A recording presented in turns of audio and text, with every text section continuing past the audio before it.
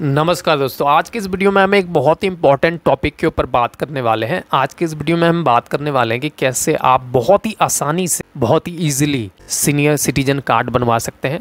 इसको कहां से आपको आवेदन करना है जो कि इजीली आप इसको बनवा सकते हैं। पहली चीज़ ये, इसके ऊपर बात करेंगे। दूसरी चीज़, इसको बनवाने के लिए कौन कौन से ऐसे डॉक्यूमेंट्स हैं, दस्तावेज हैं जो इसमें लगाने होते हैं। और जैसे कि ये 2025 चल रहा है, तो 2025 में क्या इसमें कुछ बदलाव हुए हैं, कौन कौन से डॉक्यूमेंट आपको लगाने होते हैं।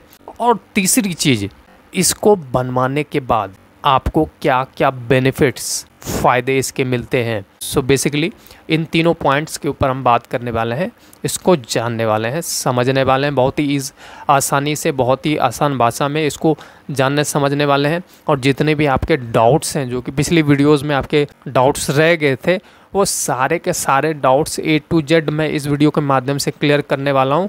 मेरा पूरा प्रयास रहेगा कि जो पिछले वीडियोस में जो चीज़ें आपको समझ में नहीं आई, वो आपको इस वीडियो में वो सारी जानकारी उपलब्ध हो जाए, वो आपको सारी चीज़ें अच्छे से समझ में आ जाए और इजीली इस चीज़ का आप भी फ़ायदा उठा पाएँ, बेनिफिट ले पाएँ। सो सबसे पहले हम बात कर लेते हैं कि जो ये सीनियर सिटीजन कार्ड है, जो इसको बनवाने के लिए लोग अगर जाएं सीनियर सिटीजन कार्ड, तो इसके बेनिफिट क्या हैं, क्या इसके फ़ायदे मिलते हैं। और जैसे कि 2025 चल रहा है, 2025 में क्या इसमें कोई और एक्स्ट्रा बेनिफिट मिल रहा है, क्या इसके बेनिफिट हैं जो कि एक सीनियर सिटीजन जिनकी उम्र 60 वर्ष या उससे ज़्यादा हो गई है, तो वो ये कार्ड बनवाए जिससे कि उनको ये बेनिफिट मिल पाए। तो क्या क्या इसके बेनिफिट है, पहले वो हम जान लेते हैं। तो सबसे पहला जो बेनिफिट इसका ये मिलता है, जब भी कोई व्यक्ति जो 60 वर्ष या उससे ज़्यादा की उम्र का हो जाता है, सीनियर सिटीजन हो जाता है, तो कहीं ना कहीं उनको इनकम कम हो जाती है। तो इसमें क्या बेनिफिट होता है कि जब ये कार्ड आपका बना हुआ है, देन आप जो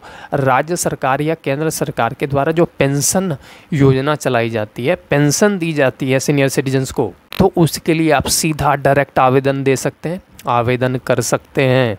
पेंशन बहुत ही ईजिली बन जाता है। अब हम बात करते हैं और क्या बेनिफिट मिलता है। तो इसमें जो और बेनिफिट मिलता है, हवाई यात्रा में छूट। अगर आप हवाई यात्रा करते हैं, टिकट लेते हैं, एरोप्लेन का टिकट लेते हैं, तो उसमें जो टिकट है उस पर काफ़ी छूट दी जाती है।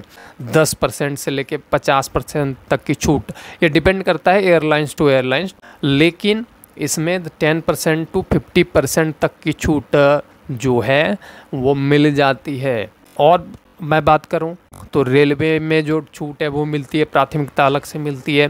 तो जो गवर्नमेंट हॉस्पिटल्स हैं उसमें मुफ्त इलाज तक की सुविधा, और भी इसके अलावा कई सारे और बेनिफिट्स हैं। अगर मैं गिनाने लगूं तो काफ़ी जो वीडियो है वो लंबा हो जाएगा। तो इसलिए जो मेन ये, जैसे कि मैंने आपको बताया कि हवाई यात्रा में छूट, रेलवे टिकट में छूट, पोस्ट ऑफिस स्कीम में जो बेनिफिट है, FD स्कीम्स में जो बेनिफिट है, मतलब कि जो ब्याज है वो कहीं ज़्यादा मिलता है आम लोगों के कंपैरिजन में। तो ये सारे जो मेन इंपॉर्टेंट चीज़ें हैं। अगर आप सरकारी बसेस में सफ़र करते हैं तो उसमें भी कहीं ना कहीं अगर आपका ये सीनियर सिटीजन कार्ड बना हुआ है, तो उसमें भी आपको अलग अलग राज्य सरकार की स्कीमें होती हैं, तो इसमें भी आपको छूट मिलती है।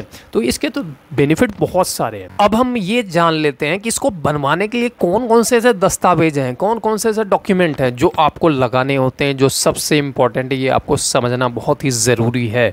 तो इसके लिए सबसे पहले, जैसे कि मैं आपको बताना चाहूँगा, इसको बनवाने के लिए आपको एज प्रूफ डॉक्यूमेंट, मतलब कि उम्र को प्रमाणित करने वाला जो दस्तावेज है वो आपको लगाने होते हैं सबसे पहले। जैसे कि अब फॉर एग्जांपल देख लें कौन कौन से डॉक्यूमेंट हैं जो एज प्रूफ डॉक्यूमेंट हैं। पहला, पासपोर्ट अगर आपके पास है तो वो आप लगा सकते हैं। दूसरा, पैन कार्ड है वो लगा सकते हैं। तीसरा, स्कूल लिविंग सर्टिफिकेट है वो लगा सकते हैं। ये जो डॉक्यूमेंट्स हैं ये एज प्रूफ डॉक्यूमेंट कहे जाते हैं, एज प्रूफ दस्तावेज कहे जाते हैं, जिसको आप लगा सकते हैं। उसके बाद निवास प्रमाण पत्र भी लगाना होता है आपको। इसमें निवास प्रमाण पत्र में कौन कौन से ऐसे डॉक्यूमेंट हैं, दस्तावेज हैं जिसे आप लगा सकते हैं। तो जैसे कि मैं आपको बताना चाहूँगा, अगर आपके पास राशन कार्ड है, राशन कार्ड लगा सकते हैं। अगर आपके पास पासपोर्ट है तो पासपोर्ट लगा सकते हैं। अगर आपके पास इलेक्ट्रिसिटी बिल है तो वो भी लगा सकते हैं, बिजली बिल है वो लगा सकते हैं, पानी कनेक्शन का बिल है वो लगा सकते हैं।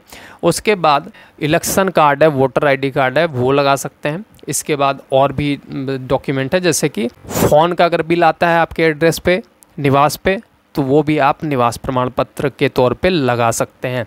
अगर आपका ड्राइविंग लाइसेंस बना हुआ है उस एड्रेस पे, तो इसे भी आप निवास प्रमाण पत्र के तौर पे लगा सकते हैं।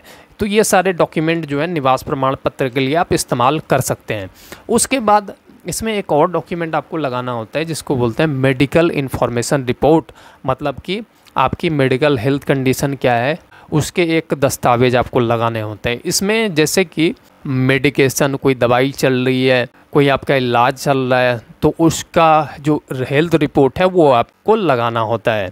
उसके बाद सिंपली आपको एक पासपोर्ट साइज फ़ोटोग्राफ लगाने होते हैं। तो ये सारे जो डॉक्यूमेंट्स मैंने बताए, ये सारे डॉक्यूमेंट्स आपको लगाने होते हैं। इसके बाद सबसे इम्पॉर्टेंट चीज़ हम ये जान लेते हैं कि इसके लिए आवेदन कहाँ करें, अप्लाई कहाँ करें। बहुत लोगों को पता नहीं होता कि इसके लिए अप्लाई कहाँ करें। ऑनलाइन ऑफलाइन दोनों मोड से अप्लाई कर सकते हैं, आप आवेदन कर सकते हैं। अगर हम ऑनलाइन की बात करें या ऑफलाइन की बात करें, उससे पहले ये जान लेते हैं कि ये जो कार्ड है वो बेसिकली स्टेट गवर्नमेंट बनाती है या सेंट्रल गवर्नमेंट बनाती है। तो ये कार्ड बेसिकली आप जिस राज्य में रहते हैं वो उस राज्य की राज्य सरकार के द्वारा बनवाया जाता है। तो जब आप ऑनलाइन मोड से अगर आवेदन करना चाहें तो ऑनलाइन मोड से आप डायरेक्ट आवेदन कर सकते हैं।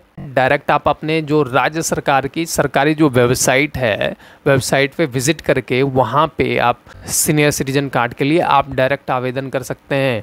और ऑफलाइन माध्यम जो है ये भी बहुत इंपॉर्टेंट है। ऑफलाइन माध्यम में मैं आपको आज बताने वाला हूँ कि कौन सा ऑफिसर है जो इसके लिए ये कार्ड जो है इशू करता है, बहुत ही इंपॉर्टेंट है। तो मैं आपको बताना चाहूँगा कि जो सीनियर सिटीजन कार्ड है ये तहसीलदार, आपके तहसील में जो तहसीलदार होता है, आपको पता होगा, तो तहसीलदार ये कार्ड इशू करता है। तो डायरेक्ट आप जो ऑफलाइन माध्यम से अगर आप अप्लाई करना चाहते हैं तो सारे डॉक्यूमेंट आप तैयार करके सीधा आप अपने तहसील के तहसीलदार ऑफिस में इसके लिए आवेदन दे सकते हैं। सो आई होप आज के इस वीडियो में आपको पूरी जानकारी अच्छे तरीके से समझ में आ गई होगी।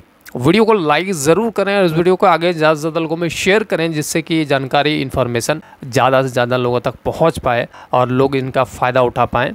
और अगर आप हमारे इस YouTube चैनल पे पहली बार विजिट कर रहे हैं तो चैनल को सब्सक्राइब करके ज़रूर रख लें, क्योंकि हम ऐसे ही यूज़फुल वीडियोस अपने इस YouTube चैनल के माध्यम से आप लोगों के लिए हमेशा लाते रहते हैं और लाते रहेंगे। सो वीडियो को एंड तक देखने के लिए आप सबका धन्यवाद।